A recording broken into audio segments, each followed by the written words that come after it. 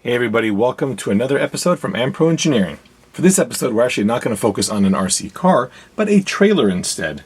This trailer comes from Xtraspeed and it is their 1/10 scale version. I bought this thing a few months ago and I really liked it, but the problem I found with this thing was that this mudguard here I found to be a little bit boring. One of the reasons why this fender happened to bother me was just because of its design.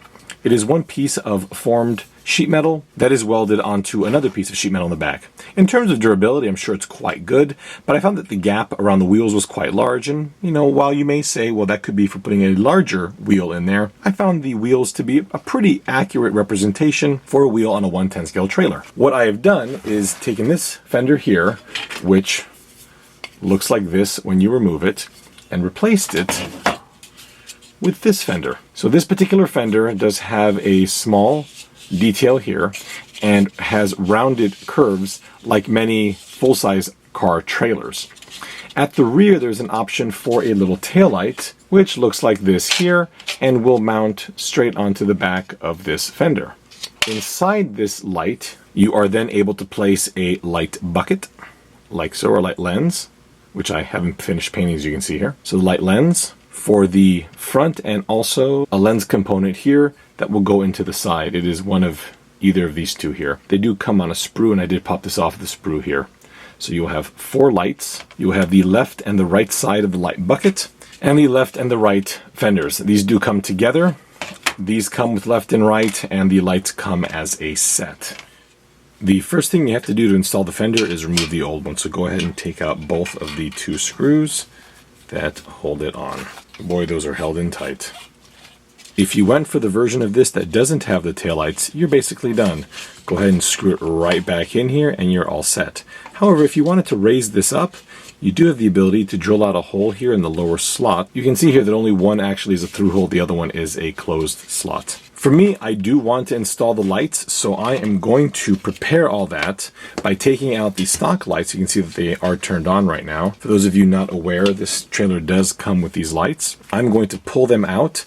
The stock one fills this little hole here at the back, and I think it looks kind of ridiculous. A more accurate trailer light would be an ovaled one here, but that would involve quite a bit of cutting on this metal, and I simply don't want to mar the finish. Therefore, I'm going to go and put a taillight on the fender, which I think is going to be a little more realistic than what is currently on here. I will now install this housing. Now this does come with both left and right, as I mentioned earlier. One of the sides, this happens to be the left side, has this little license plate mount, so if you did want to have a little license plate, you could actually hook it to the light here. I'll take some M2 screws. Now these are typically found holding wheels together on Tamiya cars, and I'm going to snip these down to about 3.5 to 4 millimeters, no longer than 4 millimeters, please. If you have some smaller ones, then you're all set. I don't, so I think I'm just going to cut them down and we'll be all good to go. Once I've done that, I will simply align this enclosure. The next step is going to be installing the lenses. So this is the main body lens, and the other lens is this little guy right here. Now there are 2 that you're looking at right now. I'll use my side cutter here to snip it off. There's 1 and there's 2.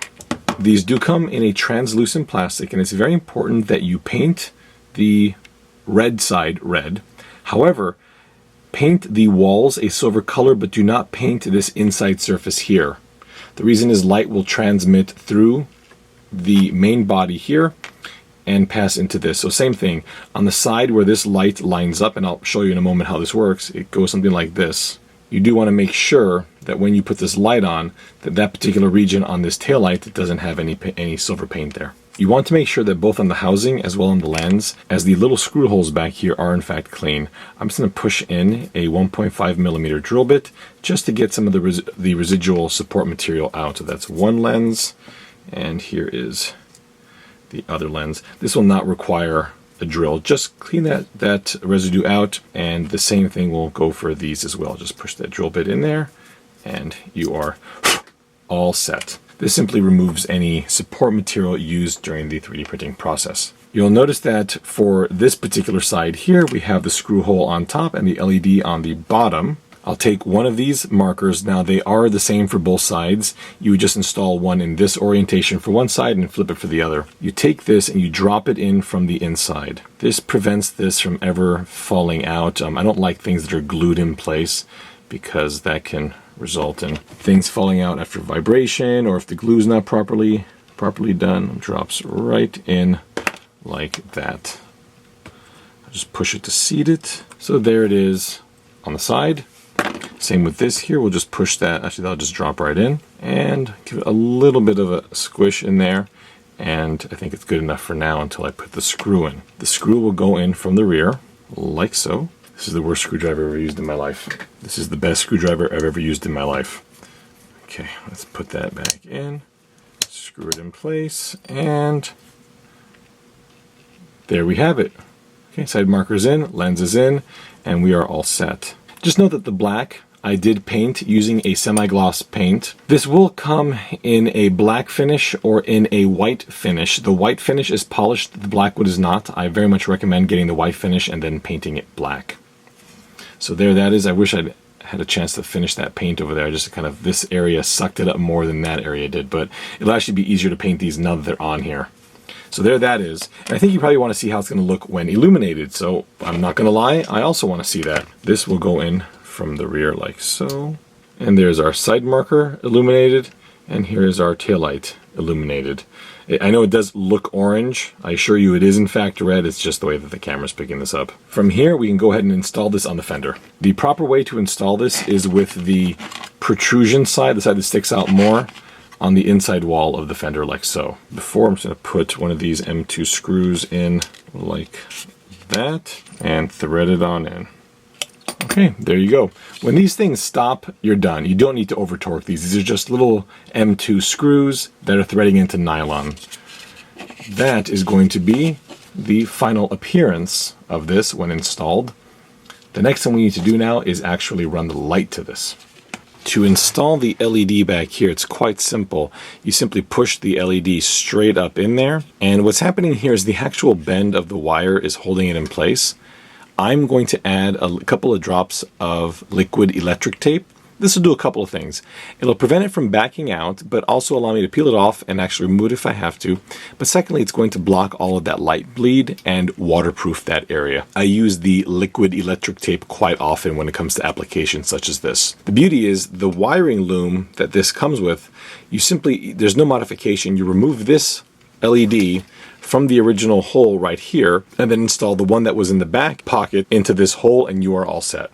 As I mentioned before, I took this LED out that was initially here, moved it over there, and this one here came from the taillight area, which is now empty, and for me, unnecessary anyway. The original LED is still being used at the front, straight over here, but now we simply have a significantly larger and, to me, more realistic taillight design for this trailer. You may be wondering how strong these nylon fenders are, and the fact of the matter is, I did replace steel ones, so these had better be pretty darn durable. Well, although I cannot say they're going to be as strong as these steel ones,